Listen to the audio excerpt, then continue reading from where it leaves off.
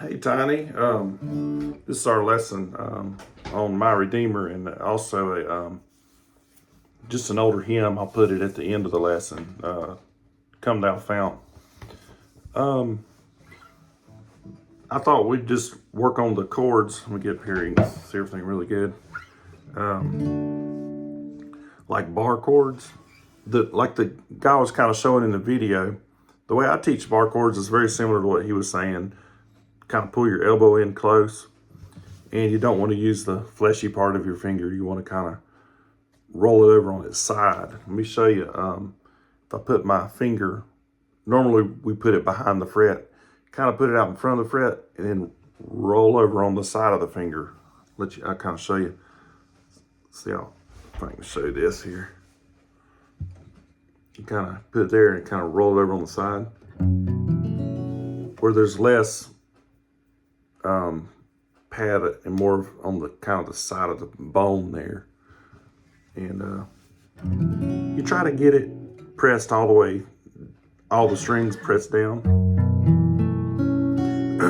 Now when you play chord shapes, you're covering some of those strings, like usually 5-4-3 or 4-3-2. So even if you can't get the middle strings perfect, they're usually going to be covered up by the chord shape anyway. The chords we need in this song is an E shape. Let's look at E. You've got strings 5, 4, and 3 pressed, but you got to get an E without the index finger. So you want to get it with the ring, pinky, and middle, and that frees up the index finger to become like a bar. If you slide over and you put your bar down all the way across there, and you can try, putting the bar on first and then adding the shape. You can try putting the shape on first and then putting the bar behind. Notice what the bar is doing right now. It's pressing 6, 2, and 1. You could avoid the bar by just dropping off of the 6th string and just dropping down and pressing 2, 1 only. Then you just have to strum less strings. So if the bar is too hard at first, you could always simplify it that way. It's supposed to be barred from 6 down, but really the bar is only pressing 6, 1, and 2 in this case, because the ring is on 5, the pinky's on 4, the middle's on 3. So your bar is really only being used for 6, 2, 1. Well, you can reduce it to just 2 and 1. And so it's easier. You just don't get to strum all the strings. You just strum like 5 down instead of 6 down. The other shape we'll use is the A minor shape. So here's A minor. It's directly underneath at E. Here's E, here's A minor. So put the ring on 4, put the pinky on 3, and the middle on 2. What that does, it frees up the first finger to become your bar. You slide over 2 frets. And you bar. Now here, normally when we strum A minor, we just strum 5 down anyway. So you wouldn't have to bar all 6 strings. You're going to be barring 5 down. And there again, until you get proficient at the bar, you could just reduce it to string 1 only with the index and just strum 4 down. That doesn't require a bar at all. But eventually we'll try to get the bar to cross all from strings 5 down. Like a capo. Now it's doing the job of a capo. It's clamping 5 and 1 for you. It's like, it's clamping all the strings, or from 5 down. It's clamping from 5 down, but it's really only being used for 5 and 1 because these other fingers are getting 4, 3, and 2. Excuse me, I didn't realize how hoarse I was until I started talking. A little air conditioning going or something, I don't know, pollen, who knows what it is. Those are the 2 bar chords in the song. There's other chords. And what I did is I wrote the order of the chords out. Like at the top of the page, it says My Redeemer. The one that says V is for the verse.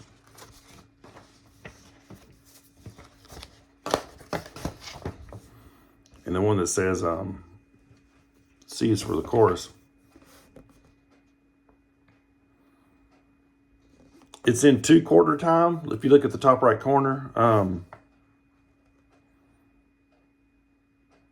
sorry, I think I was thinking about the other song. This one doesn't say, yeah, it does. It says V. All right, so the one that says V with 2/4. That just means for each chord, we'll count 2 beats, like 1, 2, 1, 2, 1, 2, 1, 2. And as I get to new chords I think you might not be familiar with, I went ahead and drew them on the paper. So maybe start with 2 beats of D. 1, 2. It says D over F sharp. Take a D chord, take your first finger up to 6, and your middle finger up to 3. And that's a D over F sharp. G. Now, we know A7, that's where you note 4 and 2. If you'll add string 2 fret 3, that's A7 sus4. And notice this one says A7 sus4 slash A7. That means you're dividing that 2 beats that we count 1, 2. The first half is the A7 sus4. The second beat is A7. So you would count like 1, 2. So let me count the first line this way. 1, 2, 1, 2, 1, 2, 1, 2. Second line is similar. 1, 2, 1. There's D over F sharp. G. Now this time to stay in G. 1, 2.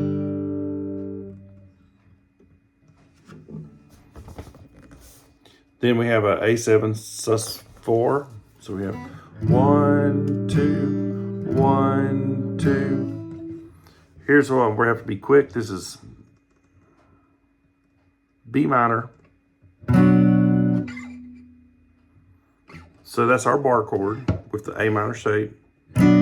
What I think he's probably doing after he strums B minor is a diamond. It has a little diamond around it. Immediately go to A sus4. Now this is not A7 sus4. This is just A sus4 without the 7. To do that quickly here, you would go to the ring on 4 and the pinky on 3. So what I do is the ring and pinky are already on 4 and 3 when you did B minor. Just drag back 2 frets and let the other fingers fall off.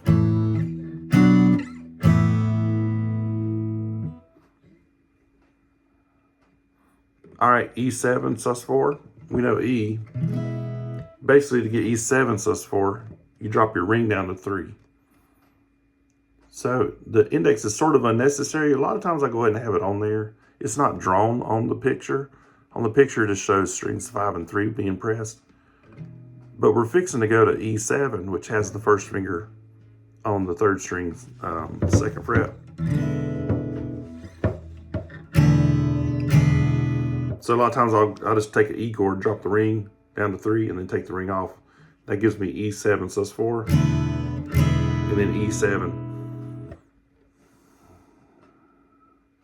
And notice all these chords have divider lines between them because they're all splitting the 2 beats. You're going 1, 2, 1, 2. And then E minor, 1, 2. I'm looking at the very bottom of the page. A7, 1, 2, D, 2, D over F sharp, 2. We'll play along with them one time.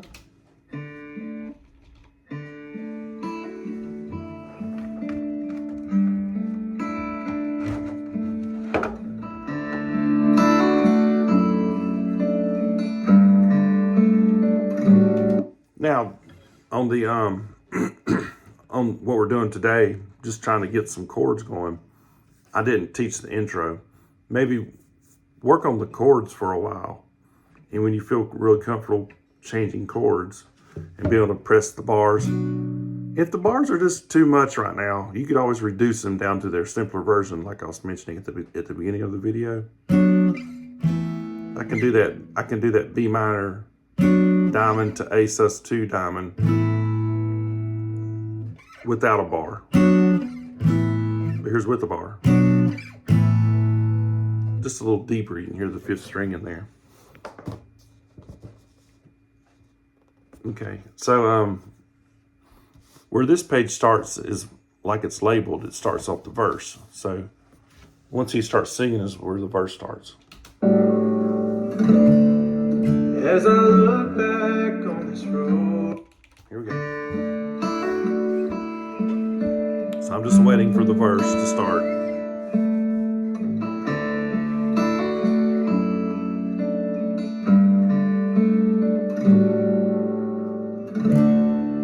As I look back on this road of travel, I see so many times He's carried me through. And if there's one thing that I've learned in this life, my Redeemer is faithful and true. So He's doing some rolls and things. Let's not tackle that today. Let's just tackle the chord shapes. Do do do do do.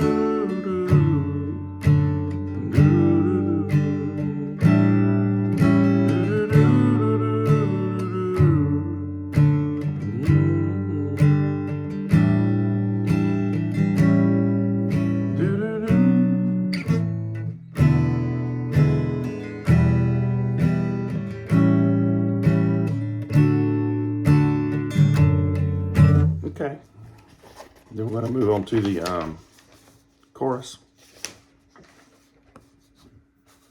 The new one here on this page, because you've already learned the rest of them, is F sharp. It's a E shape on the 2nd fret. So we were doing the A minor shape for B minor, and I was going to hop up for the E. Redeemer is faithful, my Redeemer is faithful and true. My Redeemer is faithful and true. Everything He said He will do. And every morning His mercies are new. My Redeemer is faithful and true.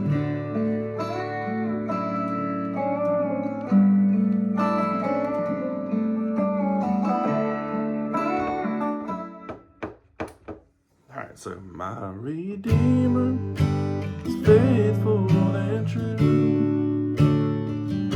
Do you ever F sharp, G, A7, B minor, A7, G, F sharp, B minor, A sus2, E. Let's see, we got E. And then you go to E sus, E7 sus4, then E7. So let's try the second line again.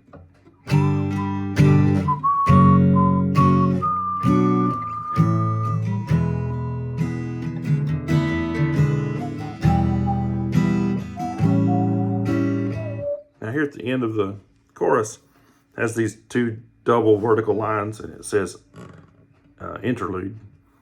So the word true is D. Redeemer is faithful and true. That D is also the beginning of the interlude. Two G's. Next line D. G over F sharp. G. A sus, A7.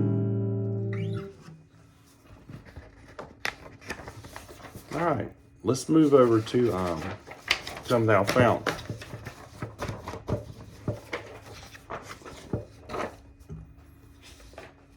On this one, I thought this would be a really pretty hymn to work on.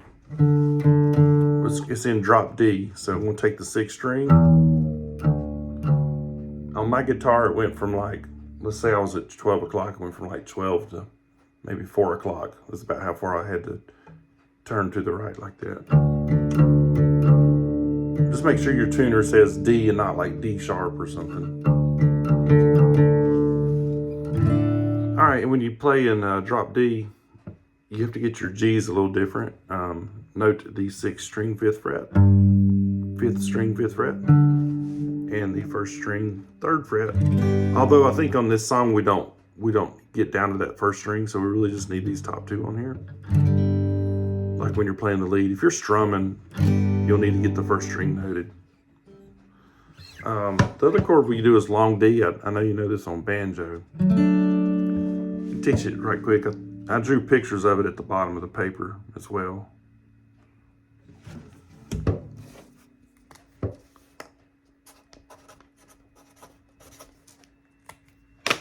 So get a D chord. Where your ring is sitting, we're going to take that ring finger off. We're going to swing our middle finger up to that same note. So now your middle finger has swung up to string 2, fret 3. That allows your ring or your pinky to go up to string 4, fret 4. That's just a long D shape. That's a good exercise to pivot between the two. Notice the index stays planted the whole time. The other 2 fingers kind of stretch way out.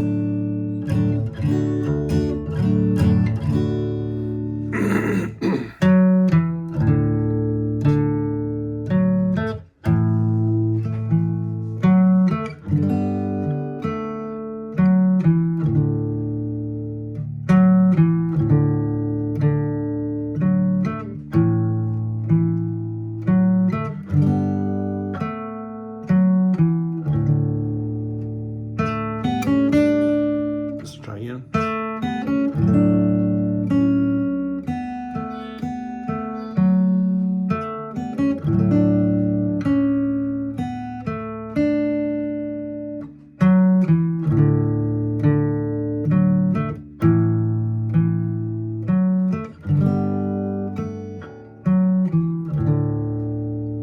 So it says string 4, fret 4, string 4, fret 2, string 4 open, 5 open, 6 open.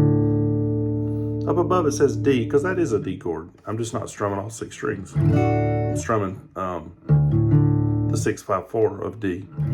Now, normally we say strum 4 down on a D, but now that our E string is no longer really an E string, it's a D string, because we've tuned it down to a D.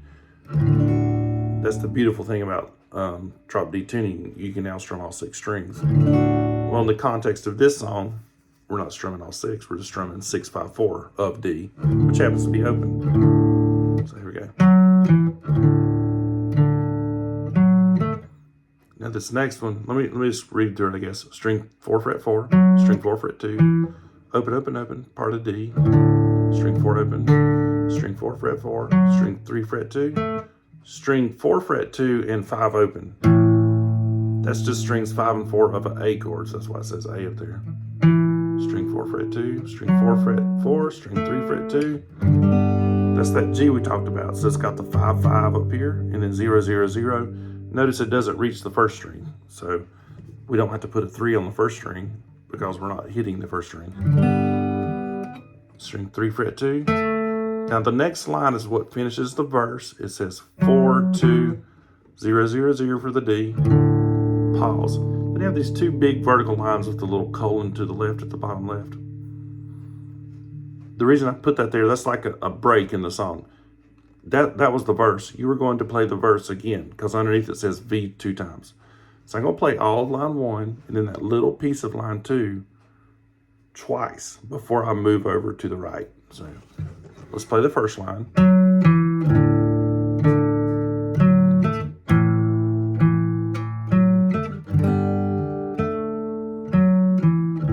And I play that little piece on the second line. Now I'll start all over. Play the verse again.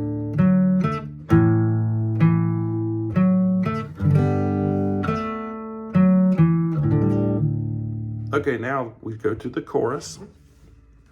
I'm going to label this C for chorus with a box around it.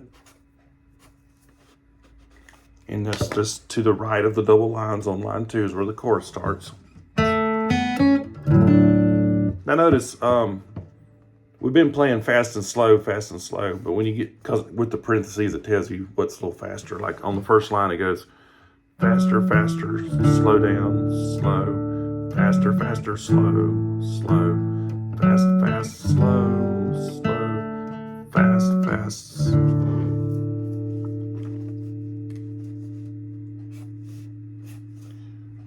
When you get to the chorus, it starts fast and it goes really fast. So it's got like double parentheses. Let's see. About that fast.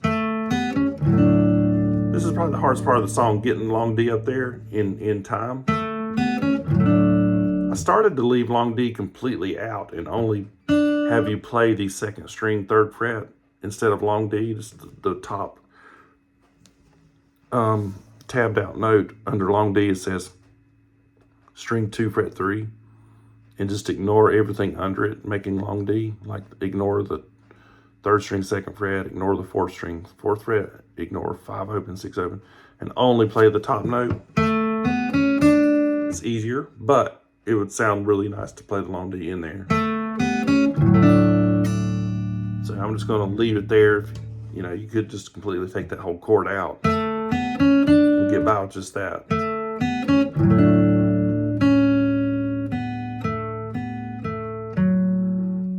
The next line.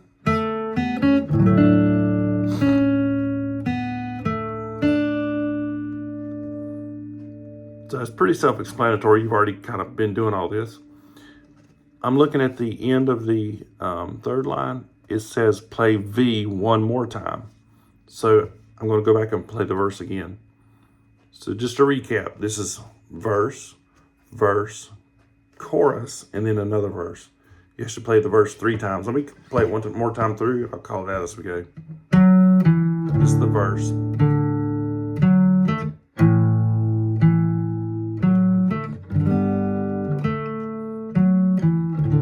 I'll play the verse again, so I'll start over.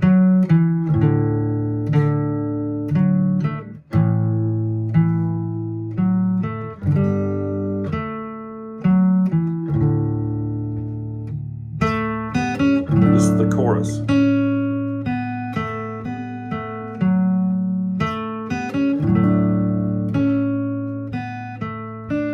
Then it wants to play the verse one more time. So I just start over.